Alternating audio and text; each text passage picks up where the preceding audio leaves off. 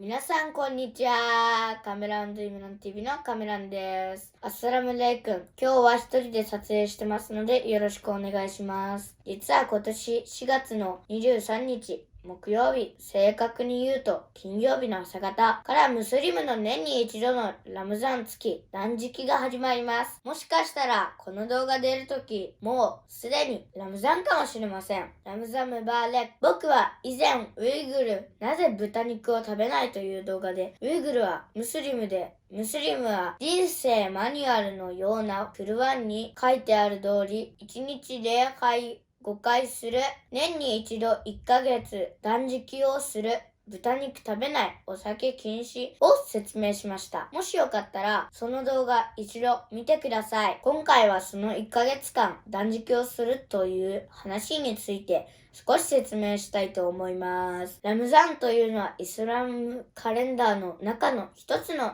月のことで、9月のことです。そのイスラムカレンダーは普通のカレンダーと違ってて、毎年少しずつずれていきます。だからラムザンの時期は毎年違います。ラムザンはわかりやすくして断食と言われていますが、実は食べない、飲まないの断食だけじゃないんですよ。例えば、ラムザン1ヶ月間は、ムスリムは喧嘩をしたり、大声出したり、誰かを傷つけたり、嘘ついたり、噂話したり、タバコ吸ったりなどもダメなんですよ。簡単にまとめると、自分のいろんな欲を抑えて、我慢できる忍耐力を鍛えたり、自分をコントロールできるようになる大事な1ヶ月間なんですよ。断食とは食べない、飲まないという意味ですが、ムスリムの断食やもちろん一日中に何も食べない、飲まないということではなくて、お日様が出る前に朝ごはんを食べて、夕方にお日様が沈んで見えなくなった後、夕飯を食べるっていうことですよ。大体ですよ。朝方3時から夕方7時の間は食べたり飲んだりはダメです。夜の間は自由に食べたり飲んだりは OK です。こういった日が1ヶ月間続きます。元気なムスリムだったらみんな断食をします。病気の人や年上の人、妊婦さんや赤ちゃんいるママさん、子供、あとは体から血が出ている状態の人は断食をしなくてもいいです。断食は辛いと思う人も多いかもしれないです。僕はまだ断食したことがありません。親に聞いた話では最初の2、3日間は辛く感じるかもしれないが、でもムスリムはこれが当たり前で辛いと思わないし、ちゃんとラムザンの意味を理解すれば、断食することで毎日当然あるものと思ったものが朝ごはんや昼ごはんがなくなると、食べ物のありがたさを改めて感じたり、食べれない貧しい人の気持ちを理解できるようになったり、それで自分の余ったものをそういう人に分けたくなったり、助けたいという気持ちになったり、もっといいことやりたいと思える人間になれる、人を許せる広い心になったり、そして神様の言う通りに断食をしたことで神様の自分の距離が短くなったり、以前やってしまった罪が消えたり、死んだ後天国に行けると考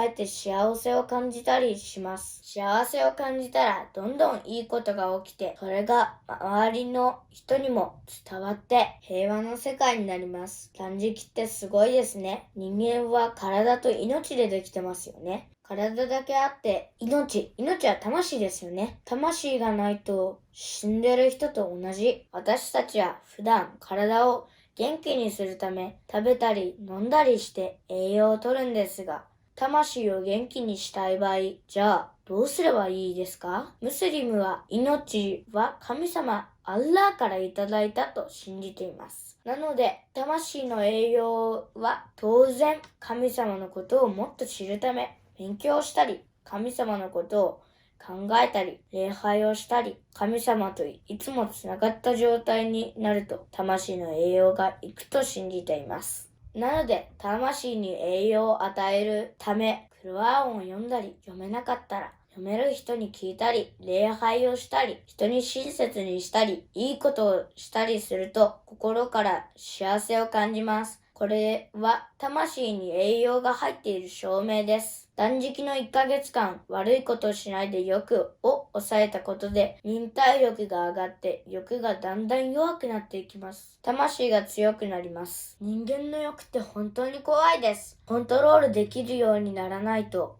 欲はだんだん大きくなってもっと美味しいものを食べたい。今まで食べたことのないような美味しいのを食べてみたい。もっといいのが欲しい。もっと楽しいことしたい。など欲がどんどん大きくなります。そうなってしまったら人間は自分の欲を満たすことしか考えません。魂の栄養を忘れてしまいます。魂がだんだん弱くなってどんなことも楽しくない、寂しい、何かが足りないという気持ちになってしまいます。だから、このラムダン付き断食の1ヶ月間は私たちの欲を弱くして魂に栄養を与えるすごく大事な時期です。長くなってしまったけど、少しでもラムザンについて理解してくれたかな？1ヶ月間断食が終わると、ラムザン明け祭りウイグルのロザエがあります。今年はコロナで集まりとかできないから、ちょっと残念ですが、元気で命さえあれば、またみんなで会えるので、それを楽しみにして、今は病院とかで一生懸命仕事してる人たちの負担を少しでも減らすため、私たちで自分の欲を抑えて、お家で本読んだり、新しいものに挑戦したり、